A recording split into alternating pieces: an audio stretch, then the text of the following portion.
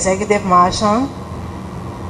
The counselor was there at that time. He said that they were not ready for them yet. Councillor Chico was there, and then he said that they were not ready for them yet, so they should carry them back to where they came from. Yeah. From that time, a lot of people have come to the commission speaking or testifying on that issue, saying that they never had any knowledge as to what really happened, how they were executed. Only one who took responsibility, which is Dr. Famule. He said that because they were in government at the time and it happened, they didn't resign because it happened, they take responsibility. But other people kept saying that they never had any influence in the PRC to talk to President Doe at the time, not to do things that he wanted to do. What is your take on that? And then another one, no, you can just write it down, then later on you can come back to it. And then on several times you talk to the late Vargas Matthew concerning how to progress in terms of the PAL activity. But he always said that violence was not the answer. He took the other course, said it wouldn't be good.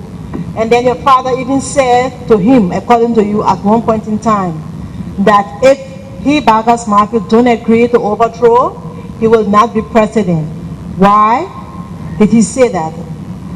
And then you said something again based on an interview with the inquiry section at the Truth Commission about the 17 enlisted men.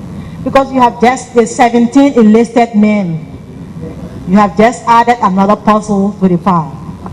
Because there's 1 million question, who really killed Tolbert and why?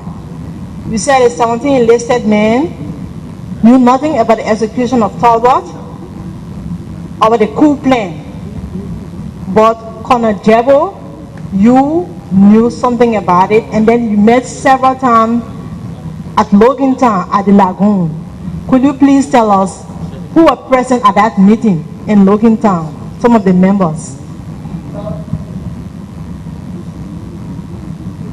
No, but he won't talk now.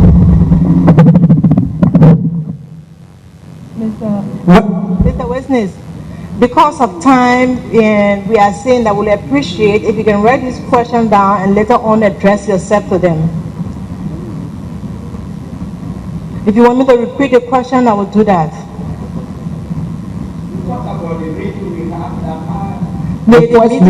The meeting at Logantown. Okay. Because you talk about the initial plan to overthrow the coup.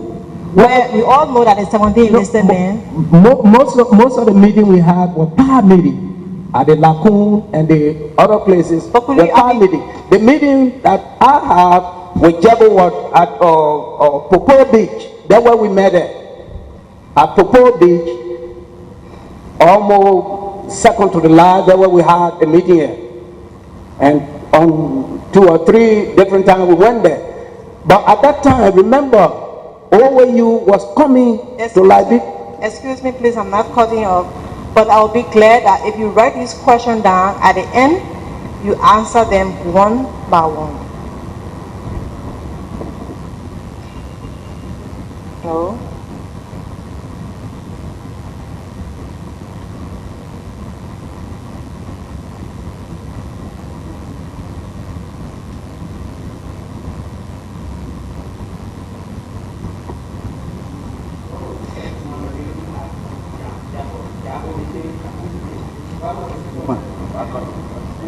The Vargas stated. Okay.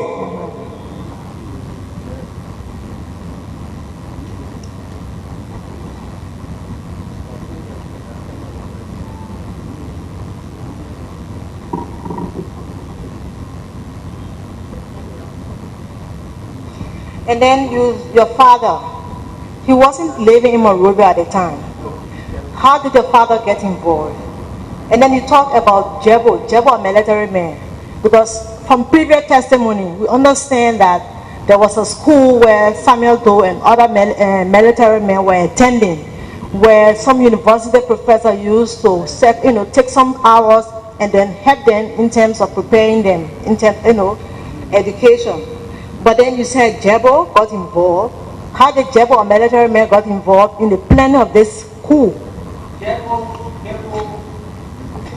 No.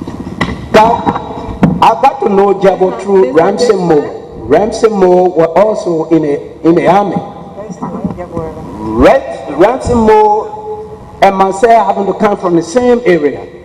He knew my father.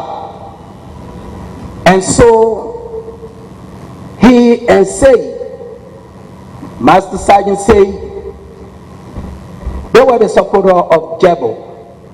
And they the one called me in to make the introduction to my father about their plan and how they plan, how they wanted it.